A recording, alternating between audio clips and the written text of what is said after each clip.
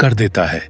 चाहे मोटे ताजे कीड़े हों या लंबे बालों वाले चूहे या जहरीले छोटे सांप, यहाँ तक कि अपनी ही प्रजाति के जीव भी किसी को नहीं छोड़ता। ये फुटबॉल के आकार का अफ्रीकी बुलफ्रॉग लगभग 1 साल तक मिट्टी के भीतर छिपा रहा। उस दौरान उसके शरीर की गतिविधियां लगभग ठप्प हो चुकी थीं, लेकिन यह सब सिर्फ एक संकेत का इंतजार था, और वह संकेत था बरसात का मौसम। जब लंबे समय बाद बारिश का पानी फटी हुई सूखी जमीन में उतरता है तो गहरी नींद में डूबे अफ्रीकी बुलफ्रॉग एक साथ जाग उठते हैं। लंबे इंतजार ने उन्हें बेहद कमजोर कर दिया होता है, इसलिए जागते ही वे फेंगकुआंग की तरह खाना शुरू कर देते हैं। हालांकि उनका शरीर भारी भरकम होता है, फिर भी वे असाधारण रूप से फुर्तीले होते हैं।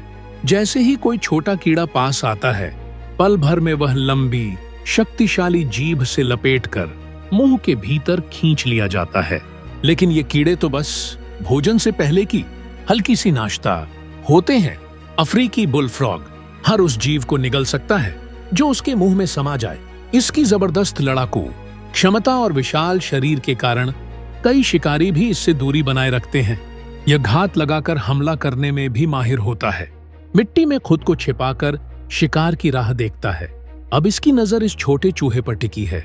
अगर चूहे की प्रतिक्रिया आधा सेकंड भी देर होती तो वह सीधे बुलफ्रॉग के पेट में जा चुका होता। अफ्रीकी बुलफ्रॉग बेहद आक्रामक होता है, यहाँ तक कि उससे थोड़ा छोटे मेंढक भी इसके भोजन की सूची में शामिल हैं। एक बार जब यह अपने जबड़ों में किसी शिकार को दबोच ले तो बचने की लगभग कोई संभावना नहीं रहती।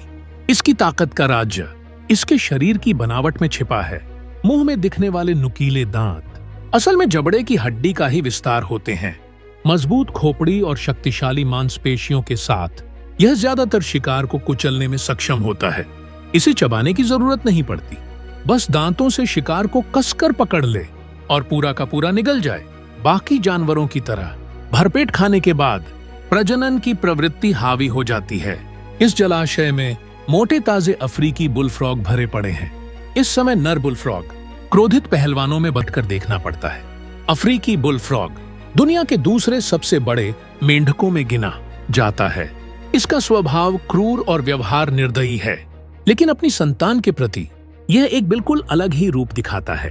अधिकांश उभयचर अंडे फूटते ही अपने बच्चों को छोड़ देते हैं, लेकिन रक्षा करता है जो खुद को बचाने में असमर्थ होते हैं और हर संभावित शिकारी पर नजर रखता है।